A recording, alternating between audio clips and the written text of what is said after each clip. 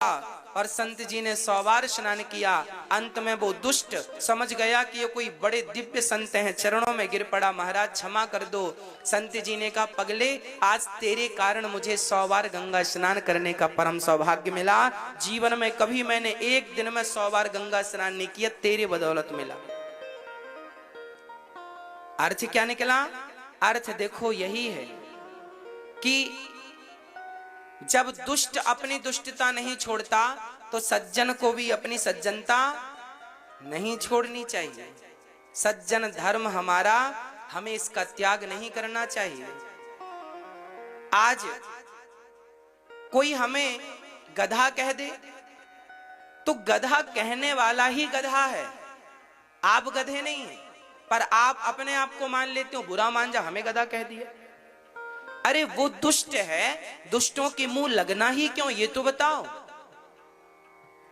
गाली आपको किसी ने दे दी तो गाली देने वालों के मुंह लगना ही क्यों आपको? ये क्यों अपना समय वेस्ट कर रहे हो? खड़े होके जाओ, अपना काम करो, उसको गाली देने दो।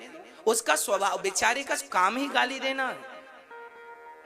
अब आप एक काम करो, बबूल के कांटे से कहो कि भैया तुम चुभा ना करो, तो बताओ बबूल का कांटा चुभने का स्वभाव छोड़ देगा? और गुलाब से कहो कि यार तुम महका ना करो, तुम बहुत खुशबू देते हो, महका ना करो, तो क्या ये अपनी महक छोड़ देगा? ना तो गुलाब अपनी महक छोड़ सकता है, ना तो कांटा अपनी चुभन छोड़ सकता है, क्योंकि दोनों अपने अपने स्वभाव में स्थित हैं। आप भी अपने स्वभाव में स्थित क्यों नहीं हो जाते? जो व्यक्ति हमेशा आपको गालियां देता है, इसका अर्थ यही है कि गाली देने वाला व्यक्ति कांटे की तरह, वो अपना चुभना कभी नहीं छोड़ सकता। ऐसों से आपको ही बच के, आपको ही जूता चप्पल पहन के चलना पड़ेगा। आपको ही कांटों के पास से होनक के निकलना है तो बच के निकलना पड़ेगा, नहीं कांटा तो बैठा ही चुभने के लिए। आपसे चूक हुई कि पांव में दे मारा। ऐसे ही समाज में वह लोग कांटे हैं जो बात बात पर आपको गालियां देते हैं, बात बात पर आप पर गुस्सा करते हैं। ये कांटे हैं, इनसे आपको ही बचना पड़ेगा। ये तो बैठे ही बेचारे चुभने के लिए हैं, इसलिए इनके होने से आपको नुकसान है, तो आप अपना बचाव खुद इनसे कीजिए। और गाली कोई दे तो आप बुरा ना माना करिए। शंकर जी को भरी सभा में दक्ष ने गालियां दी, पर धन्य है शंकर जी, कर्पूर गौरम करुणावतारम। कोई उत्तर नहीं दिया शंकर जी ने, चुपचाप वहां से उठ करके शंकर जी चले गए। भरी सभा में अपमान हुआ, कोई उत्तर नहीं। शंकर जी गए और दक्ष ने श्राप दे दिया, जाओ तुम्हें यज्ञ में कोई भाग नहीं देंगे। एक दिन क्या हुआ, दक्ष ने कनखल में यज्ञ रखा, सबको बुलाया, पर शंकर जी को नहीं बुलाया। देखो कई बार ना अपमान करने के लिए लोग पैसे भी खर्च कर देते, हम सबको बुलाएंगे उनको नहीं बुलाएंगे। अरे भाई,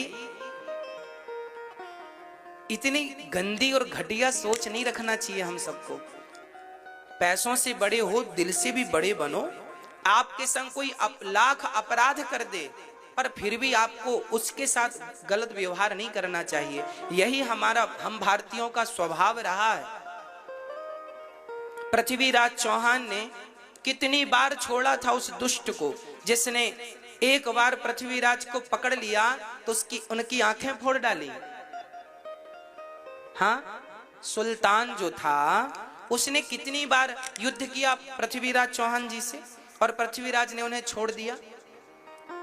और उसने एक बार पकड़ा तो छोड़ा नहीं, आंख फोड़ दी। हम भारत के लोग ना दया के कारण श्रेष्ठ माने जाते हैं। चलो हमें आतंकवादियों पर दया नहीं करनी, चलो हमें दुश्मनों पर दया नहीं करनी, पर घर के रिश्ते संबंधों में तो दया करके चलो, यहां तो अकड़ ना रखो। शंकर जी को नहीं बुलाया दक्ष ने, और बिना बुलाए उस यज्ञ में माता सती आ गईं। शंकर जी ने लाख मना किया, पर देखा पूरी सभा में सबका सम्मान था, शंकर जी का कहीं सम्मान नहीं था। माता सती अपने पिता से बोली, धन्य है मेरे पति जो कभी आपके बारे में बुरा सोचते नहीं, बोलते नहीं, और आपने उनका अपमान कर दिया। योग अग्नि में जलकर माता सती जलकर भस्म हो गई। भगवान शंकर माता सती का जलता शरीर लेके चले, जहां जहां उनके अंग गिरे वह एक एक शक्ति पीठ बनती गई और 52 शक्ति पीठ बन गई। 51 आज भारत में है, बंटवारे के टाइम एक पाकिस्तान चली गई। आज 51 शक्तिपीठ भारत में उपस्थित हैं, विद्यमान हैं। प्रिय भक्तों, उसके बाद भगवान शंकर दक्ष के यज्ञ को विध्वंस करते हैं। जाकर के शिवगण दक्ष का सिर काट के बकरे का सिर, बाद में शंकर जी की स्तुति करी तब बकरे का सिर जोड़ा गया। ये जो बकरा है ना, ये मैं करता है, अहंकार सूचक है और दक्ष भी अहंकारी थे, इसलिए इनके सिर पे बकरा का सिर लगाना जरूरी था। आप भी अहंकारी यदि हैं तो अगले जन्म में बकरा बनने को तैयार रहिएगा। ज्यादा मैं करते होंगे तो अगले जन्म में बकरा ही बनाएंगे भगवान। हाँ, अब दक्ष ने भगवान की स्तुति की। प्रिय भक्तों, हम अपने जीवन में किसी का बुरा ना करें, किसी के साथ गलत व्यवहार ना करें।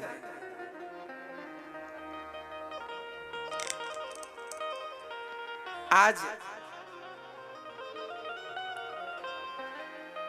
यहां कथा चल रही है, लोगों को ना संसार बहुत अच्छा लग रहा है क्योंकि ये गुड़ की तरह है। अभी भक्ति की रबड़ी मिली नहीं है, अभी भगवान के भजन का सुख मिला नहीं है। जिस दिन वो परलोक का सुख तुम देख लोगे या चख लोगे जिह्वा से, तो ये संसार का सुख भूल जाओगे। मीरा ने वो सुख चख लिया था तो ये सुख से अच्छा ही नहीं लगा। नरसिंह मेहता ने वो सुख चख लिया था तो उसे ये सुख अच्छा ही नहीं लगा। और हम लोगों को अच्छा इसलिए लगता है क्योंकि हमने अभी तक वो सुख चखा नहीं है। इसलिए यहां से भी आगे कुछ है, वहां जाना है, उसकी तैयारी अभी से करो। सत्य बोलने वाला, किसी का दिल ना दुखाने वाला, सदा सत्य के मार्ग पर चलने वाला, सदा निष्कपट व्यक्ति जो कपट त्याग दे, वह भगवान तक पहुंचता है, वही मोक्ष का अधिकारी बनता है। नहीं तो ये जन्म मरण का चक्कर कभी नहीं छूटता। कबीरदास जी एक बढ़िया सा दोहा गाते हैं, आपको भी याद है, गाओ मेरे साथ।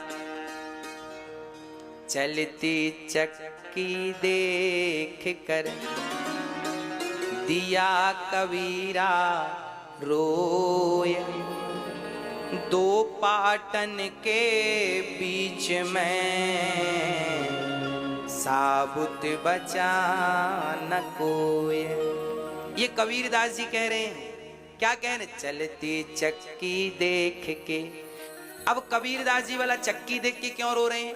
दिया कबीरा रोय, कबीरदास जी रो रहे हैं।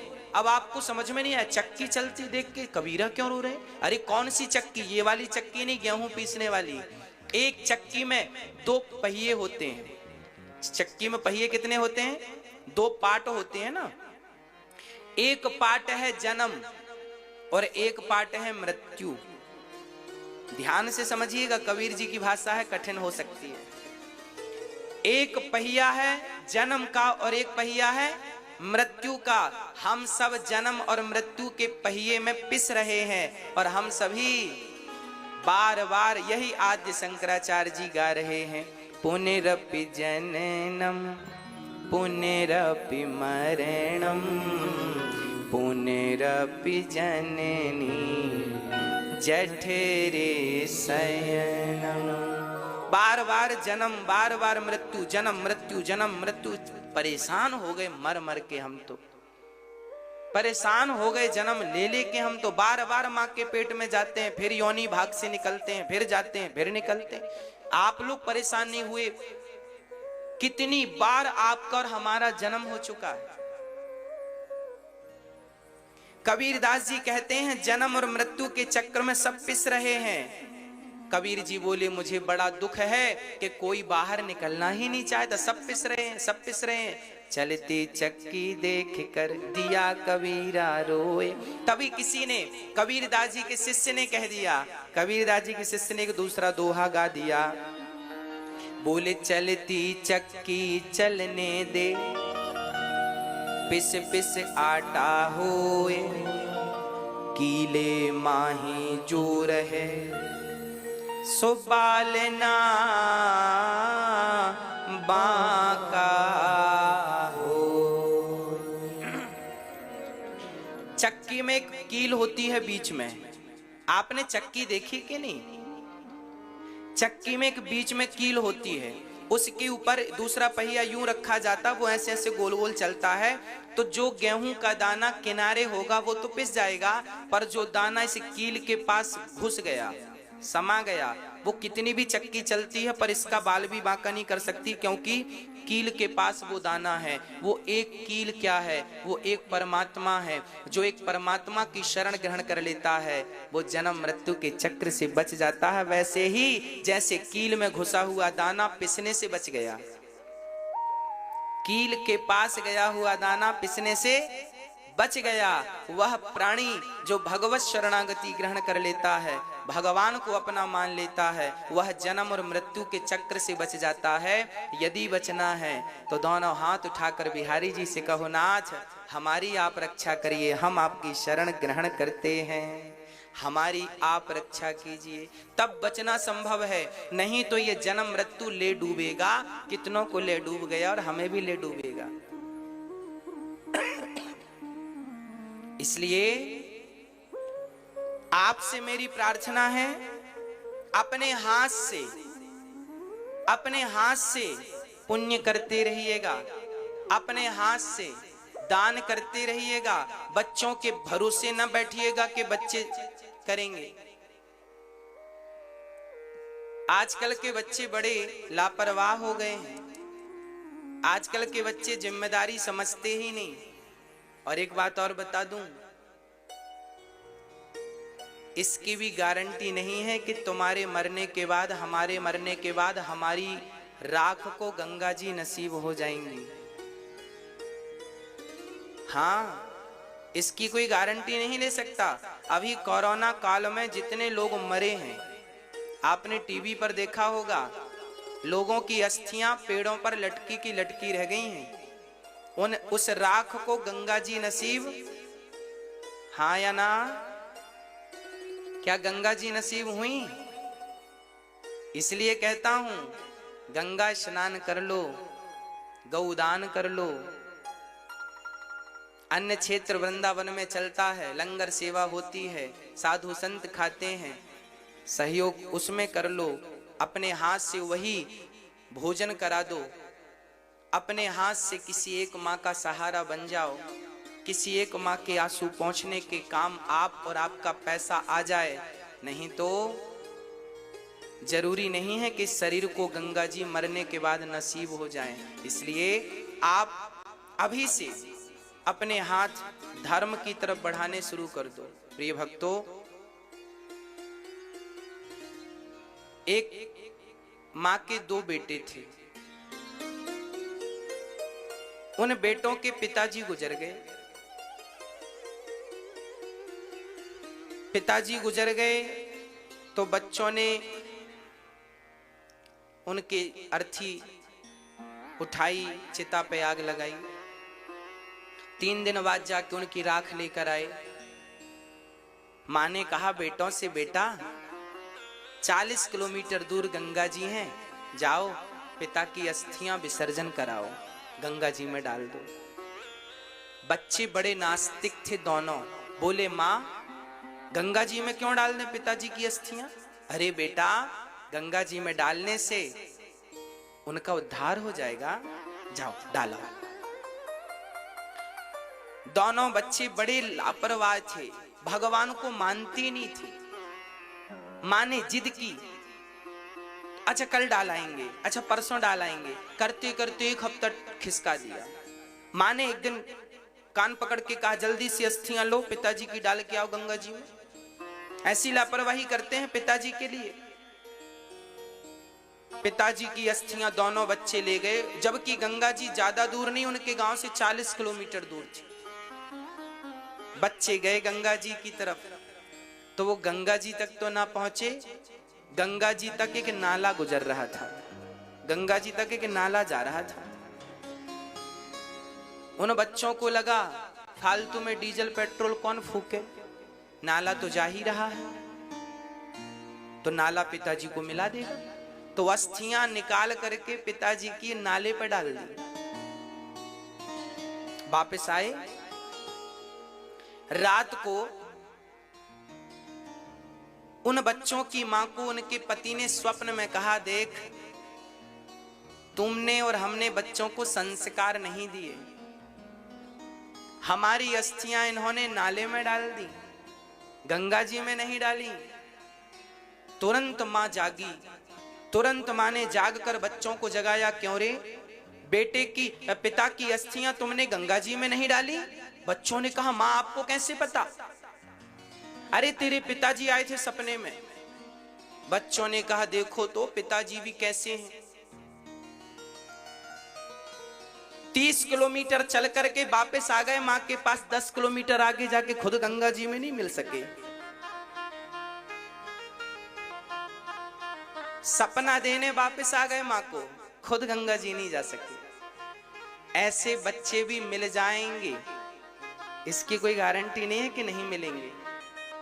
इसलिए आप, मेरी प्रार्थना केवल इतनी है कि आप अपनी सदगति बच्चों के भरोसे मत छोड़िएगा। बस आप अपने मरने के बाद जो जो आपको चाहिए, दानवीर कर्ण जब मरे थे ना, महाभारत की घटना बोल रहा हूं मेरी मां, दानवीर कर्ण जब मरे थे तो उनको स्वर्ग में सोने की रोटियां परोसी गई थी। सोने की रोटियां। कर्ण ने कहा, हम सोने की रोटियां खाएंगे क्या? इंद्र ने कहा, आपने पूरी जिंदगी गोल्ड दान किया है, सोना दान किया, इसलिए सोने की रोटियां। आपने कभी किसी को रोटियां तो खिलाई नहीं, आप केवल स्वर्ण दान करते रहे। कर्ण ने केवल स्वर्ण दान किया है, इन्होंने रोटियां नहीं खिलाई किसी को, भोजन नहीं कराया। अब आपको भोजन यहां कैसे मिलेगा? कर्ण ने कहा, फिर क्या करें? बोले, अपने बच्चों से कहो कि वो तुम्हारे नाम का भोजन प्रसादी कराएं, भंडारा लंगर चलाएं। तब उनके बच्चों ने उनके लिए भंडारा किया, सारे साधु संतों को झारा, भोजन कराया सबको, और तब कहीं जाकर कर्ण को भोजन की व्यवस्था हुई। जब हम यहाँ किसी को रोटियां खिलाते हैं तो वह रोटियां हमारे लिए परमात्मा सुरक्षित कर देता है हमारी जरूरत पर। इसलिए यही है अपने मरने की व्यवस्था करना। तो आप जो भी पुण्य करते हैं वो आप अपने लिए करते हैं। इसलिए वृंदावन में जो वृद्ध माताएं हैं, इन माताओं के द्वारा जब ये खाती हैं ना, तो वो आप तक ही पहुंचना है। वृंदावन में जो गौरी गोपाल अन्न क्षेत्र चलता है, हजारों लोग रोज भोजन करते हैं, वहां जब रोटियां बंटती हैं तो वो आपके ही खाते में वापस आती हैं। इसलिए अपने जीवन में पुण्य से जुड़े रहिएगा और अपने हाथ से सारा पुण्य करिएगा। मरने के बाद बच्चे करेंगे वो प्लस है, नुकसान थोड़ी है। पर आपने अपने जीते जी क्या किया है, ये प्रश्न खड़ा होगा ना, कि सबको कुछ बच्चों की भरोसे छोड़ा, बच्चे करेंगे तेरी ही, तुम क्यों नहीं करोगे अपनी कुछ? इसलिए आप खुद अपनी जिम्मेदारी निभाइए। प्रिय भक्तों, मनु जी महाराज के दूसरे बेटे का नाम है प्रियव्रत। प्रियव्रत जी का वंश बड़ा अद्भुत है। प्रियव्रत जी के वंश में प्रियव्रत जी का विवाह विश्वकर्मा की पुत्री वरहिष्मती से हुआ। इन्हीं के वंश में हुए हैं ऋषभदेव जी। ऋषभदेव जी के 100 बच्चे हुए। ऋषभदेव जी ने अपने सारे बच्चों को उपदेश किया। सारे बच्चों से कहा, नायम देहो देह भाजाम नृलोके कष्टान कामान नरहते विडभुजाम। ये सारे बच्चों को बुलाया और एक पिता, जब पिताजी मरने लगे तो उन्होंने अपने बच्चों से यही कहा कि बेटा ये शरीर क्यों मिला है? कभी तुमने सोचा है? आप लोग भी अपने बच्चों को बैंक बैलेंस बाद में दिया करो, प्रॉपर्टी बाद में दिया करो, पहले प्रॉपर्टी संभालने के संस्कार तो दे दो। संस्कार नहीं दोगे तो प्रॉपर्टी मिट्टी में मिला देंगे, हाँ या ना? इसलिए बच्चों को संस्कार देना सीखिए।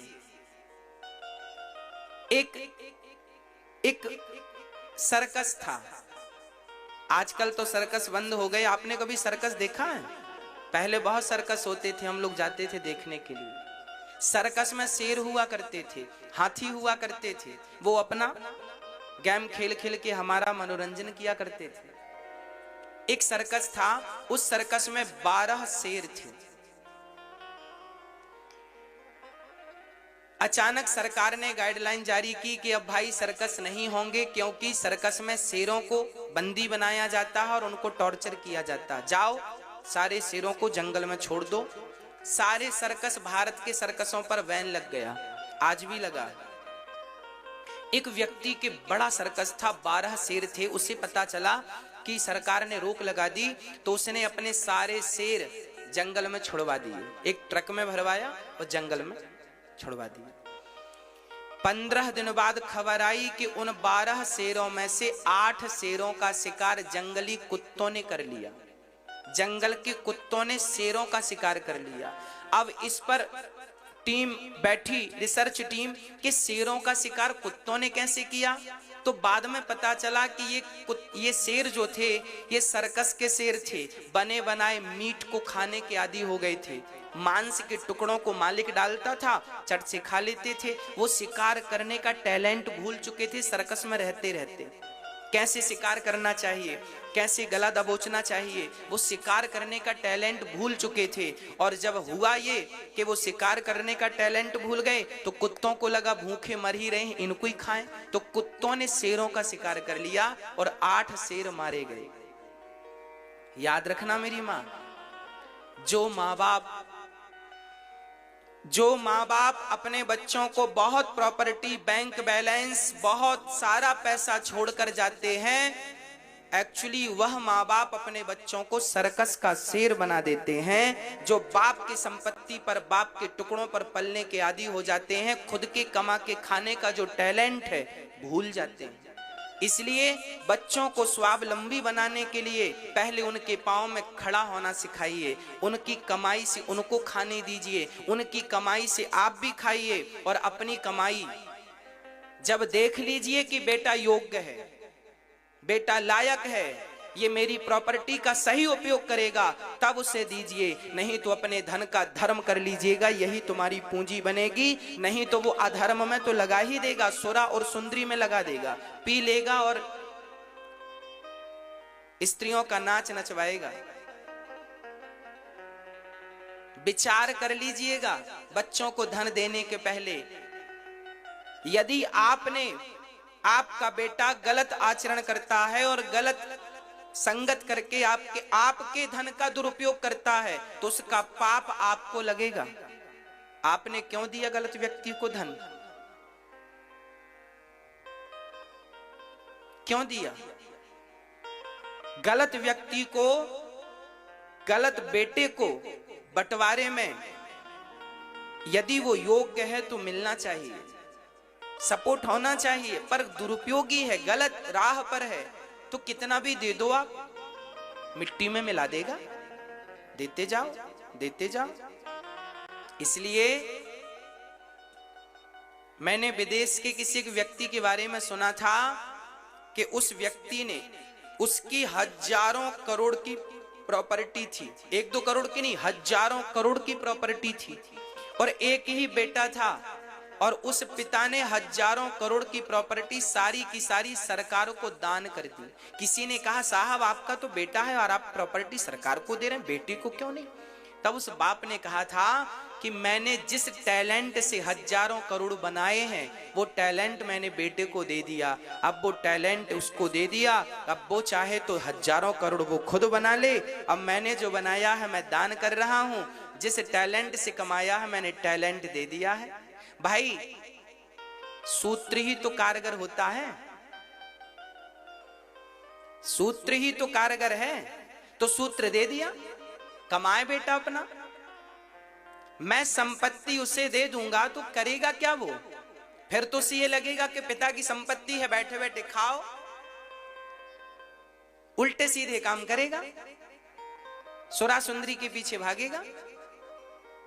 जब व्यक्ति खुद से पैसा कमाता है ना, तब 2 पैसे की वैल्यू समझता है, और फोकट का मिल जाए तो उस पैसे की वो वैल्यू नहीं करता। हाँ या ना? हाँ या ना? इसलिए आप अपने बच्चों को पहले कमाने दीजिए, कंधे मजबूत कीजिए, उनको परखिए कि ये बच्चे मेरे कितने योग्य हैं, पहले से ना पकड़ा दीजिए उनको। मैंने 7वीं क्लास में एक पाठ पढ़ा था, मुंशी प्रेमचंद्र की एक कहानी मैंने पढ़ी, हमारी हिंदी की बुक में थी ये कहानी। मुंशी प्रेमचंद्र इसको लिख रहे हैं। कहानी का नाम था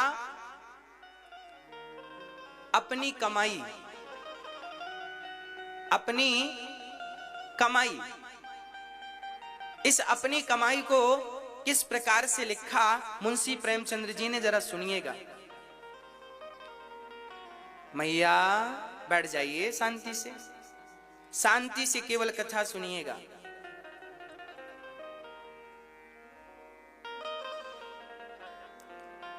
सातवीं क्लास में हमने जो कहानी पढ़ी थी हमें आज तक याद है, और केवल याद नहीं है, हम इसे फॉलो करते हैं, इसे चरितार्थ करते हैं, इस पर अमल करते हैं। ये कहानी हमारे हृदयों को छू गई। वो कहानी क्या थी सुनिएगा। आपने भी 7वीं क्लास में पढ़ी हो शायद, हमने पढ़ी। अपनी कमाई। एक राजा था, उस राजा का एक बेटा था।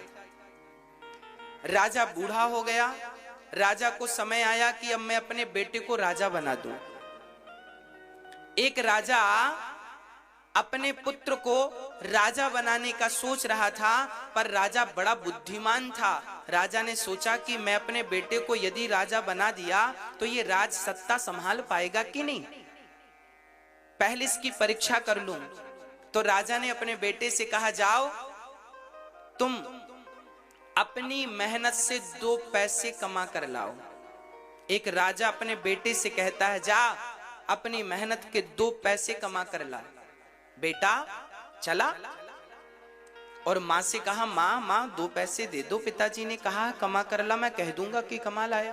तो माँ ने जल्दी से निकालकर 2 पैसे दे दिए। बेटा गया, पिताजी 2 पैसे ये रहे। पिताजी ने उस 2 पैसे को भट्टी पर डाल दिया, ये ले। जब भट्टी पे डाला तो वो रोने लगा। पिताजी ने कहा, रोता क्यों है, जा कमा के ला, अपनी कमाई से लाना। बेटा फिर गया तो मामा जी से मांग कर ले आया। पिता ने फिर उसे भट्टी पे डाल दिया। फिर गया तो बुआ जी से मांग के ले आया। अब पिता ने बिल्कुल आदेश कर दिया, मेरे रिश्तेदारों में कोई भी इसे पैसे ना दे, और यदि देगा तो मैं भूल जाऊंगा कि वो रिश्तेदारी है, फांसी पर लटकाऊंगा। अब सब डर गए। कोई, वो सबसे मांगे, माँ पैसे दो, माँ ने मना कर दिया।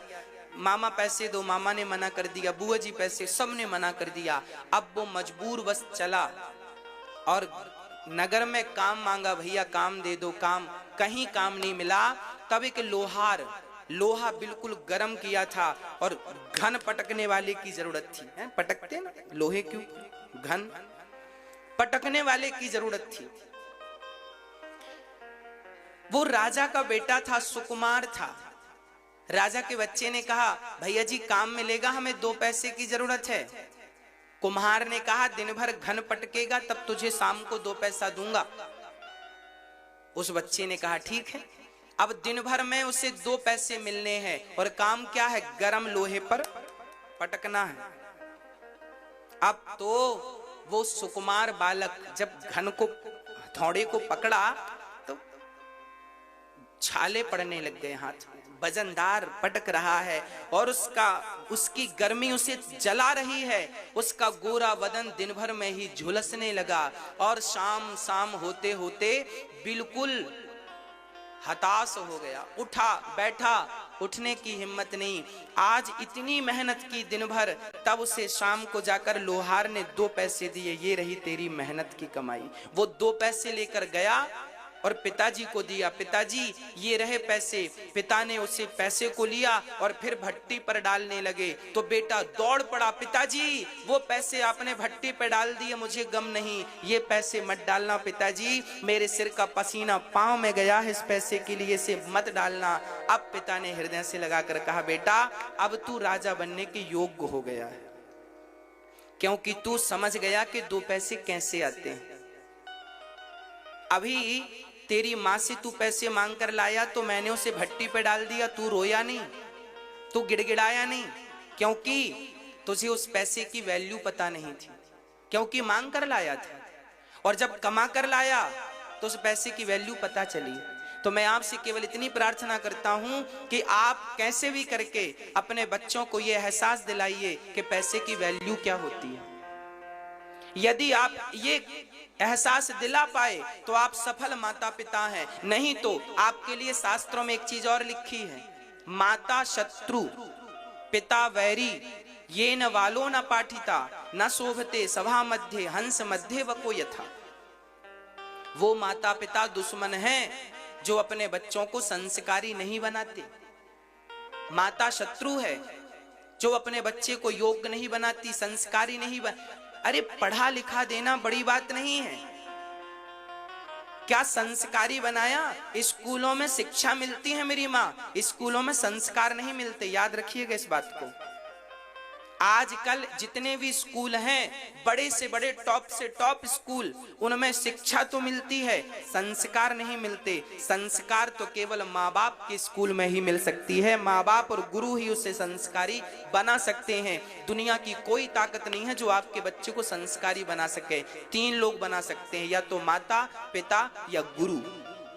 ओनली 3 लोग आपके बच्चों में संस्कार का बीज बो सकते हैं। और यदि तीनों नहीं किए तो फिर जिंदगी बेकार है।